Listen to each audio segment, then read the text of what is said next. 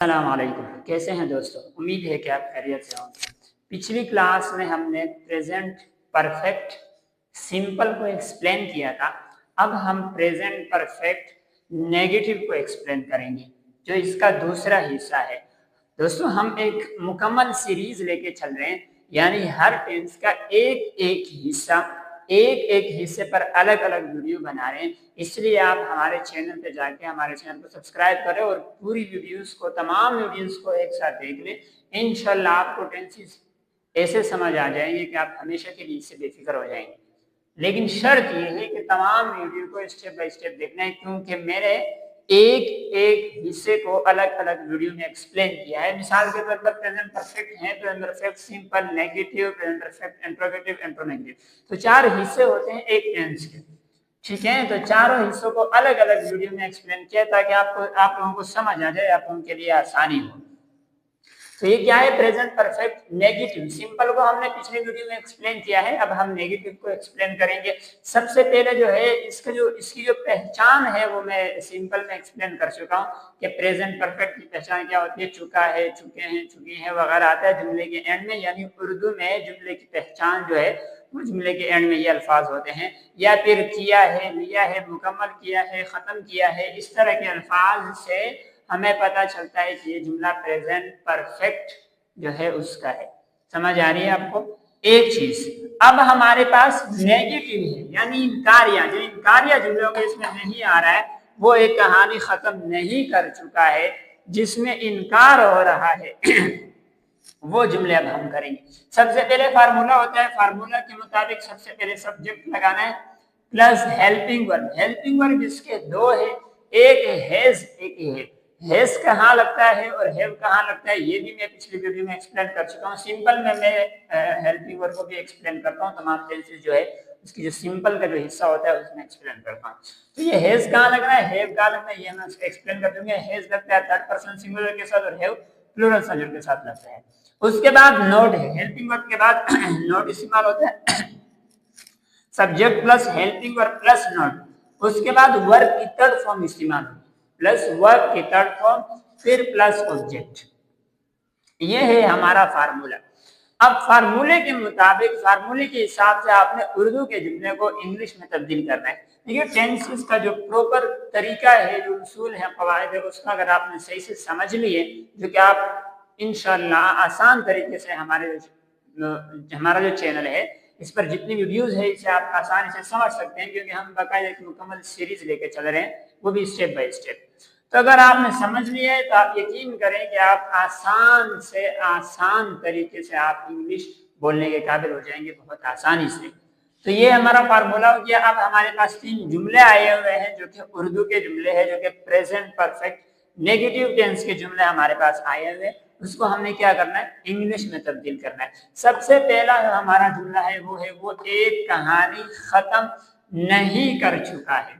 तो इसमें कर चुके से तो पहले तो हमें पर्सन के लिए परफेक्ट का है, फिर इसमें नहीं भी आया हुआ है, तो इसलिए हमें यह अंदाजा हो गया कि ये क्या है, परफेक्ट का तो है लेकिन नेगेटिव हिस्से का जो है उसका जुमला है। फार्मूले के मुताबिक सबसे पहले वो एक कहानी खत्म नहीं कर चुका है। यहाँ से हमें सब्जेक्ट का भी अंदाजा हो रहा है कि सब्जेक्ट क्या है, ही, शी, इट, एनी नेम में से है, वाहिद, मुज़क्कर, गायब, थर्ड पर्सन सिंगुलर में से। उसके लिए इंग्लिश में वर्ड इस्तेमाल होता है ही।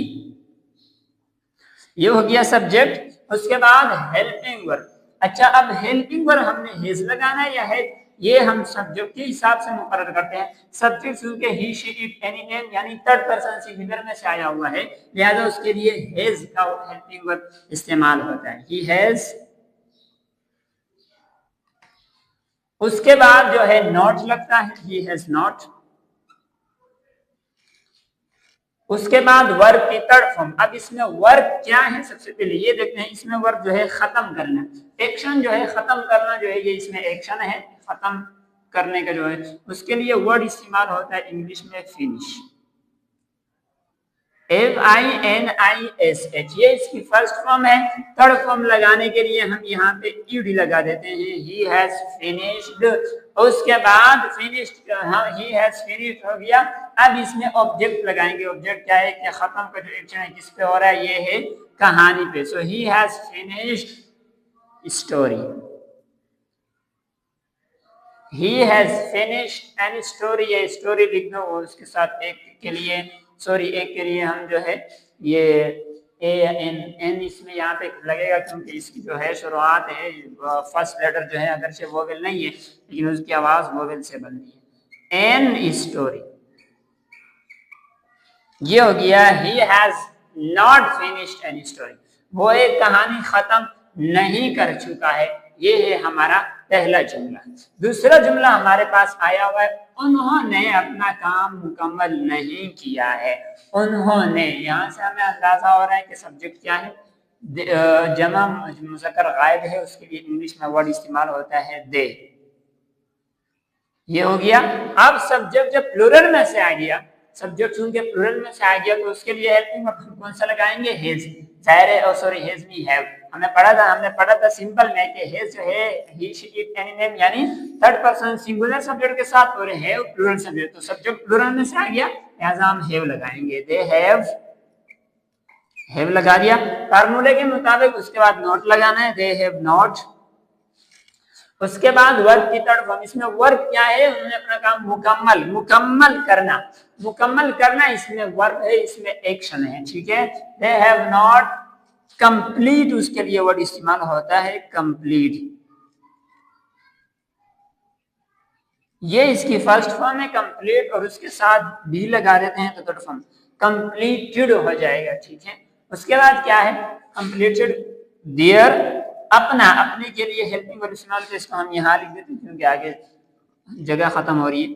तो दियर जो है असल में ये प्रोनाउन है, दे का पॉसेसिव केस है, दे की जो पोजीशन फॉर्म है वो दियर होता है। ये जब हम इंशाल्लाह टेंसेस से फ्री हो जाएंगे तो प्रोनाउन की तरफ भी जाएंगे, फिर इस पर भी बात करेंगे। उन्होंने अपना काम मुकम्मल नहीं किया, they have not completed their work, अपना काम। सो ये दियर का वर्ड जो मैंने इस्तेमाल किया ये प्रोनाउन की पोजीशन फॉर्म है। दे का जो पॉसेसिव फॉर्म होता है वो दियर होता है। They have not completed their work. ये हमारा सेकंड जुमला जो है वो मुकम्मल हो गया। तीसरा जुमला हमारे पास है, मैं एक खत नहीं लिख चुका हूं। तो मैं के लिए हेल्पिंग वर्ब कौन सा इस्तेमाल होता है, सॉरी सब्जेक्ट जो है आई है। अब आई के लिए हेल्पिंग वर्ब कौन सा इस्तेमाल होता है, ये हम पढ़ चुके हैं कि आई यू। अगरचे ये वाहिद है बज़ाहिर, मगर इनको ग्रामर के उसूल के मुताबिक इनको जमा में रखा गया है। इस वजह से आई के साथ भी जो सब हेल्पिंग वर्ब है वो प्लूरल सब्जेक्ट का इस्तेमाल होगा। सो आई हैव, क्या होगा, I have, sorry I have, उसके बाद प्लस नॉट लगेगा, नॉट। आई हैव नॉट, उसके बाद वर्ब की थर्ड फॉर्म। यहाँ पे वर्ब जो है एक्शन क्या हो रहा है, लिखना, लिखने का अमल हो रहा है, लिखने का एक्शन हो रहा है। आई हैव नॉट, उसके लिए फर्स्ट फॉर्म उसकी होती है write, WRIT, write first form है। रोट उसका सेकंड फॉर्म है WROT, रोट। और उसका थर्ड फॉर्म जो है वो है written, WRITTEN। I have not written, WRITTEN, I have not written. उसके बाद क्या है, अ लेटर, ऑब्जेक्ट है letter. I have not written a letter, मैं एक खत नहीं लिख चुका हूँ। मैं एक खत लिख चुका हूँ, मैं एक खत नहीं लिख चुका हूँ, क्या मैं एक खत लिख चुका हूँ, क्या मैं एक खत नहीं लिख चुका हूँ। ये होते हैं चार हिस्से, एक टेंस के चार हिस्से।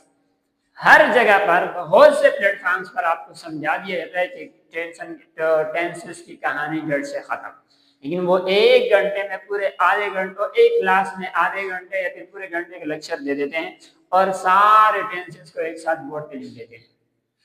फिर तालिब इल्म को, स्टूडेंट को समझ नहीं आता कि कौन सा हेल्पिंग वर्ब कहाँ लगता है, किस टेंस की पहचान क्या है, ये बड़ा मसला है। लेकिन हमारे चैनल पे आपको इंशाल्लाह, हमारे चैनल पे आपको एक एक हिस्सा मिलेगा, हर टेंस का एक एक हिस्सा, ताकि आपको आसानी से समझ आ जाए। ये मैं इसलिए कोशिश कर रहा हूँ अलग अलग हिस्से को एक्सप्लेन करने की, ताकि आपको आसानी से समझ आ जाए। खास तौर पर जो स्टूडेंट होते हैं 6, 7, 8, 9, 10 क्लास के स्टूडेंट तलबा जो होते हैं, वो काफ़ी इनको जो है इस टेंसेस में मसला पेश आ रहा होता है। तो ये चैनल सिर्फ आपके लिए है स्टूडेंट्स। अगर आप स्टूडेंट्स हैं तो ये चैनल यकीन जाने आपके लिए है, आप इसके साथ जुड़ जाएं। तो I have not written a letter, मैं एक खत नहीं लिख चुका हूं। तो ये था दोस्तों प्रेजेंट परफेक्ट नेगेटिव टेंस का तरीका, उसका फार्मूला, और फिर किस हिसाब से आपने उर्दू जुमले को इंग्लिश में तब्दील करना है, ये उसका सारा प्रोसेस था। इंशाल्लाह नेक्स्ट क्लास में हम इसका तीसरा हिस्सा यानी इंट्रोगेटिव पढ़ेंगे। दोस्तों आज की क्लास के जो अल्फाज है, जो वर्ड्स मीनिंग है, वो हमारे पास 5 अल्फाज हैं। मजीद अल्फाज जो है बहुत अहम है, इसको आप हल्के में मत ले, क्योंकि अगर आपके पास वोकेबलरी नहीं है, आप बहुत सारी इंग्लिश जो है कवायद रूल सब कुछ आपने सीख लिया, मगर आपके पास जब अल्फाज ही नहीं है तो आप जुमले कैसे बनाएंगे। जो भी मैं जुमला बनाता हूँ उसमें एक वर्ब होता है, वर्ब। ये जो मैं जितने अल्फाज दे रहे हैं सब वर्ब है, लेकिन मेरी कोशिश क्या होती है जुमले के दौरान कि मैं आसान अल्फाज और आम रोजमर्रा जिंदगी में इस्तेमाल होने वाले अल्फाज इस्तेमाल करने की कोशिश करता हूँ, ताकि आप आसानी से उसको समझ सकें। हमारे पास आज के अल्फाज है, सबसे पहला लफ्ज है डाउट। इसको डाउट पढ़ते हैं, ये बी इसमें साइलेंट है। डाउट, डाउट का मतलब है शक करना, किसी पर शक करना। I have doubt about that, मुझे इसमें शक है, इसके बारे में शक है। डाउट, शक करना। सेकंड हमारा पास वर्ड है ड्रॉ। ड्रॉ का मतलब होता है खींचना, लेकिन लकीरें खींचने के लिए आप स्कूल में पढ़ते रहते हैं, खासतौर पर ज्योमेट्री में ये वर्ड आता है। ड्रॉ का मतलब होता है खींचना। उसके बाद है ड्राइव।